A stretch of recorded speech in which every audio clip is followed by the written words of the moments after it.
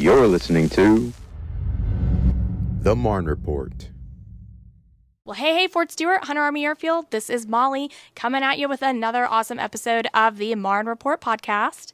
Today, we are going to talk about on-post housing, and I am joined by my friend, Miss Cheryl Sutton. She is the Regional Operations Director for Balfour Beatty Communities and our representative for Fort Stewart and Hunter Army Airfield Family Homes. Thank you so much for being on the podcast with me today, Cheryl. Hey, thanks so much for having me. Excited to be on today, talk a little bit about housing and myself. So I've been with Balfour Beatty for almost 6 years and started out as the community manager up at Hunter. So this project of Hunter, Stewart, and Marne Point holds a special place in my heart. I am a regional role now, as you mentioned. So I do have some Air Force projects too that I help oversee. But excited to talk about Stewart today. Well, thank you so much for being on the show, Cheryl. I love that we've kind of watched you grow within the Balfour Beatty community. So we're so happy to have you here with us, even in a different capacity, moving on up, right? Yes, ma'am.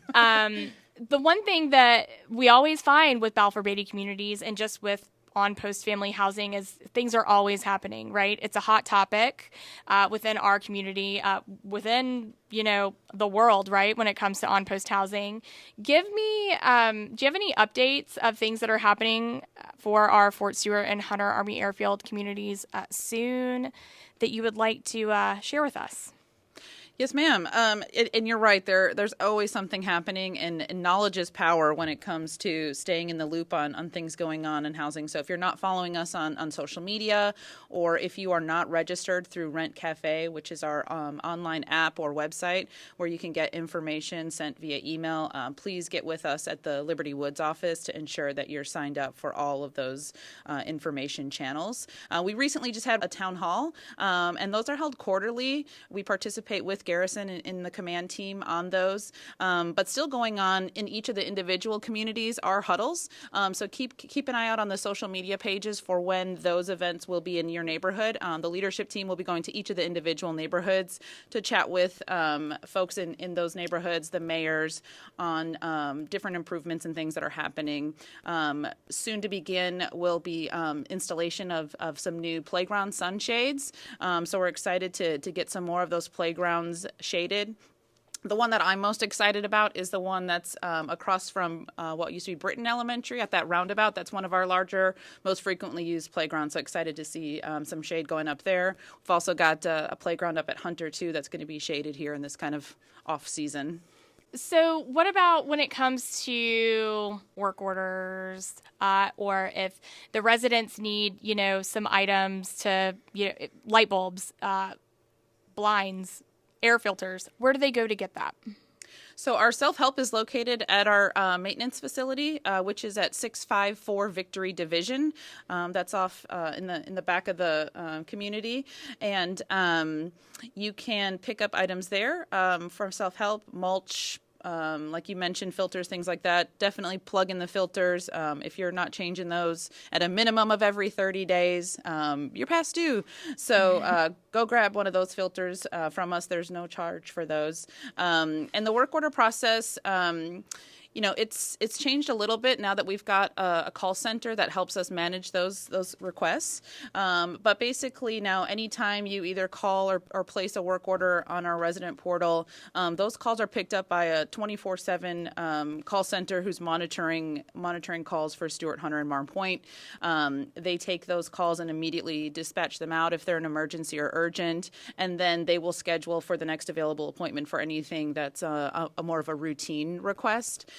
So you can then track the status of those work orders, get work order numbers, all of that right through the Rent Cafe portal. So you can kind of keep an eye on what's going on with your work order all the way through completion. Now, the completion piece is really important because when the technician comes out and finishes the work order in your home, he's going to label that work order as tech complete in the system. And as soon as he does that, the next day, the person who's identified in our system as the first contact, and that can be anybody over the age of 18. So it doesn't have to be the service member. It can be anybody in the home who's over 18 that you've identified as kind of the first contact in the home to receive these type of notifications. And they'll be notified via text message that this work order was labeled tech complete. and we're looking to see if you're satisfied with the work that was done in your home. So it's really a great way for residents to let us know right away, hey, I wasn't satisfied with this work, or I am satisfied. And if you are satisfied, we'll then move that work order to the work completed status. And if you're not, then we're going to send that back over and get somebody back over to take a look at the work that was done. If it goes to work completed, then keep your eye out for that Satisfact survey in your email. And you're, again, once you complete those surveys, eligible to win $100 off rent each month. We do a drawing based on anyone who completes those Satisfact surveys. That's awesome. I think that tech complete, that portion, that is so important. And filling out those surveys is extremely important, right? A lot of people, once it's done, they don't think about the survey. You just kind of skip it, put it in the trash. But that's how you guys track whether or not you're doing a good job, correct? Whether or not you guys are working to the satisfaction of the resident. And even if you're just saying, hey, it was awesome, don't just submit your survey if you're mad, right? Submit your survey if you're happy too. Absolutely. Yeah. Yes. Either way, our techs love to see if they get a call out from a resident, hey, so-and-so did a great job at my house. We love to hear that, and they love to, share those in our morning meetings and give kudos where we can. And also use it as training opportunities if there is room for improvement on the work that they received. Sure. So let me ask you this. I know we're in a rotation right now, right? So we've got a lot of service members that are abroad, and we've got a lot of family members that have, they're here. They're not moved on or gone home to visit their family. They're here in their homes. What about lawn mowing services or anything that is available to those family members of the service members that are gone right now? Do you have anything available to help them out? Yeah, if you do have a service member who's deployed, we certainly have a deployed spouse program where you can come sign up, again, at the Liberty Woods office for Stewart, and they'll get you added to the list. Our landscapers will go around and take care of that backyard mowing. We'll notify you that which day they're going to be in your community to take care of that and just make sure any toys or pet waste and things like that are removed prior to their arrival, but they'll take care of the yard the entire time the service member is deployed. And then if we have anybody who is who've kept their home, but they're going to be away, go visit friends or family while service members deployed, we definitely want you to also fill out the temporarily vacant home sheet with us at the Liberty Woods office, so that we can know who you've identified to kind of check in on the house. Sure. Or if you don't have anybody, to let our team know, so we can do some spot checks on the home to make sure that the AC is still functioning properly. There hasn't been any unknown leaks or things like that that may have occurred while you were away. Sure. So what is there a length of time? Is there a max length, or not even a max, but what does that look like? Is it, I'm going to be gone for 2 weeks, I need to let them know, or it's more like I'm going to be gone for several months at a time? Yeah, so our community guidelines actually indicate that anytime you're going to be gone longer than 3 days, you should let us know. Okay. But if you are going to be gone 30 days or more, then also listed in our community guidelines are recommended settings for different things in your home, like Sure. thermostats and things like that. So there's some recommended settings that we would ask that you apply to your home if it's going to be a more lengthy stay away. Okay, perfect. Well, that's fantastic. Are there any other updates that you would like to give our residents and just our community in general? I guess just to make sure that everybody takes a look at their renter's insurance policy. You just never know when something could happen in the home. Accidents happen or things happen. We just recently had the hurricane that didn't do so much for us here, but you just never know. So check those renter's insurance policies and make sure that you do have an active policy. Sure. Well, these have been some fantastic updates, Cheryl. Thank you so much. You know what? I think you've also had a lot of questions come up about powers of attorney, correct? Yes, ma'am. Kind of as it relates to the notice to vacate process. Sure.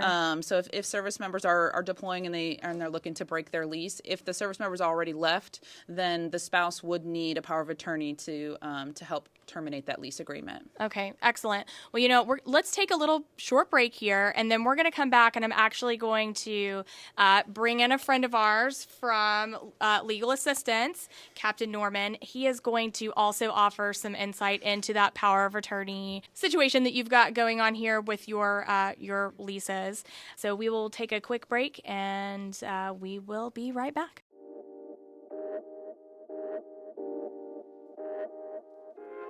The installation's warning siren, also known as the installation giant voice, is tested on both Fort Stewart and Hunter Army Airfield on the last Thursday of every month. These monthly tests ensure that the sirens are working properly and that the public is aware of the sound of the sirens in the event of an actual emergency. During the test, the sirens will sound for up to 3 minutes. If you hear them, don't be alarmed. This is just another way our community works to ensure our emergency response capabilities are ready when we need them. And we are back, and now I am joined by not only Miss Cheryl, but I've got Captain Norman here in the studio with me. Thank you so much, Captain Norman, for being on the show with us today. Thank you, Molly. It's great to be here. Sure. So before we start, give me a little bit of background of exactly what you do. Sure. So kind of like you mentioned earlier, I work in legal assistance, so I'm the chief, and it's our mission to provide free legal advice and representation on a variety of different issues for service members, their dependents, military retirees, and their dependents, in a nutshell. Sure. So, Cheryl, explain to us a little bit about what you are seeing on the Balfour Beatty side of the house when it comes to power of attorneys. I guess it's just the understanding that when it comes to entering into a lease agreement, the military member is the sole leaseholder and therefore can be the only person who either starts that lease or terminates that lease. Everybody else who is an authorized dependent of that military member is an authorized occupant of the home, but doesn't have the authority to start or stop that lease agreement without a power of attorney. Excellent. And can you help us expand on that a little bit, Captain Norman? Sure. Yeah, sure. So I think everybody knows lawyers like disclaimers. So just kind of a quick disclaimer. So, this is not intended for legal advice. It's just intended to be educational Sure. And informative. But really, with regard to power of attorneys, you have two types of power of attorney. So you have a general power of attorney. And so a general is just like it sounds. So a general power of attorney, you're giving your attorney, in fact, the person who's exercising power for you, you're giving them a broad list of power. So that can be over finances, it can be to sell real estate, register your vehicle, whatever it is. The other type of power of attorney is a specific or special power of attorney, and again, it's just like it sounds. With a specific or special power of attorney, you're giving your attorney, in fact, the person who's exercising that power, you're giving them the ability to do some type of specialized task. So, for example, you can give someone a special power of attorney to be able to do anything you would need to do with your vehicle when you're deployed. So, if you need to have someone register your vehicle, take it into the tag office, maintenance, whatever it is. And so those are really kind of the two differences between the power of attorneys. And so with regard to Balfour Beatty, what I would recommend, obviously, anybody who's signing a power of attorney, you want to read it very carefully, Sure. before you sign it. But the other thing I would recommend, if you're trying to initiate or terminate a lease, with a Balfour Beatty on post home, you're going to need your power of attorney or your attorney of fact is going to need more than just the ability to start or stop the lease. They're also going to need the ability to start or stop the allotment through DFAS, because when you're living on post, the BAH you would normally get, it goes to Balfour Beatty and allotment, and Okay. so that's done through DFAS, and so you just want to make sure that, regardless of whether it's a general or whether it's a special, that language with regard to Balfour Beatty communities to be able to start or stop an allotment is included in that power of attorney. Okay. And so, the easy thing there is that, our general power of attorneys, and we have a specific power of attorney that has the exact language you would need. And so our office is open Monday through Friday. Our hours Monday through Wednesday are 09 to 1600. Thursdays we're open from 1300 to 1600, and then on Fridays we're open from 09 to 1500. We close a little early for Marne time. Sure. But the process on getting a power of attorney is extremely easy. You're just going to need come into our office, and the paralegals will screen you for whatever power of attorney you would need. And all you need is just some form of military ID so we can verify your eligibility for services. But other than that, just depending on how long the line is in the lobby, we can probably get you in and out, in around 10 minutes or so. So it's a very quick and easy process. And then the other thing is, if you have issues with a power of attorney that you've already executed Sure. in our office, you're always welcome to come back, and we're more than happy to help the client figure out whatever the issue is. Okay, so that brings up a good point, or a question actually. Say the service member is abroad, they're gone now, they're deployed, and you have a spouse, and maybe they feel like they need to adjust that power of attorney. They can do that, even though the service member is not present. In terms of adjusting the power of attorney, I mean that's going to be complicated because you're going to have to probably re-execute a power of attorney. Sure. But I think probably the best advice I can give people, if you're running into that issue, just come down to our office, and we'll just kind of go from there. I mean, we may have to coordinate with the service member who's over in UCOM or wherever they're at. But if the dependent back home is running into issues, with the power of attorney that's already been executed, just come back to our office, and we'll see what we can do for them. So that's probably the best advice I can give people. Okay. And is there anything that they need to do to prepare ahead of time for you? They just come in? Yeah, no, ma'am. Yeah, not really. I think the only thing they really need to do to prepare is they just need to have, again, just some form of military ID so we can verify their eligibility for services. And then I would say just have some idea of what type of powers you're looking to grant to your attorney. In fact, that's all. And really, our paralegals can help them with that because they're going to go through a screening process with our paralegals up front anyways. Okay, cool. Can you tell me, are there any organizations that are required to accept a power of attorney? Well, that's a great question. Appreciate you asking. It is important to note that with power of attorneys, there are no organizations out there required to accept them. It's completely up to that organization where you're trying to use the power of attorney on whether they will accept it or not. So what I would encourage people to do, if there is some organization where you're trying to use a power of attorney that our office did, if they're rejecting that power of attorney or they won't let you use it for some reason, again, just like we talked about a little bit ago, I would just encourage you to just come back to our office and we can kind of take it from there. Cheryl, is there anything that you'd like to add to that? Just that we've gotten a lot more digital as we moved through COVID and continued to improve our services too. So there's a lot that we can do even with service members who are deployed, as long as they have access to internet. There's a lot of things that we can do electronically now too. So just wanted to share that. Awesome. And is there anything that you would like to add, any other legal assistance updates that you'd like to give the community while you have this opportunity? No, ma'am. I think on the update side of things, all square there, but just other than, if you have legal assistance issues, we're more than happy to help, and we're here to service the Fort Stewart and a half communities. Perfect. Well, thank you both so much for being on the podcast with me today. This has been some very helpful information. I know sometimes deployments, it's just very confusing for the family members who are here. There's just a lot of questions that always arise afterwards, right? So having you guys on here to help clarify some things and put out some great information about housing is very much appreciated. So Thank you both so much. Thank you for having us. Of course. And that would be it for this week's edition of the Marne Report podcast. This is Molly with Miss Cheryl Sutton and Captain Norman. We are signing off.